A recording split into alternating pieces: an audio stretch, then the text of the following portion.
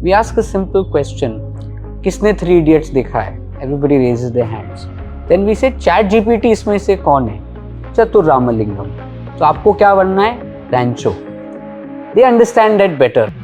What Nimaya is doing is actually a little multi-layered, right? So what Nimaya is saying is that to effectively use artificial intelligence, you have to enhance your natural intelligence, which is another word that we use for soft skills. Because, for example, if you aren't a critical thinker, you won't be an effective prompter, because a good prompt is one that is nuanced, that is embedded with context and so on, and then you have follow-up questions when you work with AI.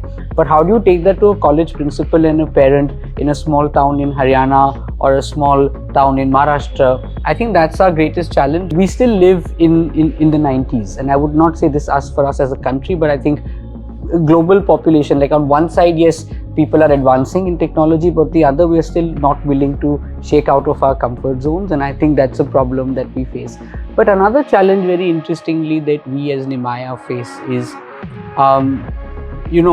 trainers. So in India, we have a very conventional archetype of trainers, that is typically somebody who's semi-retired and wants to share their wisdom. But unfortunately, because the world is changing so fast, somebody who's today 50 and probably worked 5 years ago may not be able to keep our learners up to speed the way they need to be, because at the end of the day, no curriculum is effective without the medium through which it is being delivered.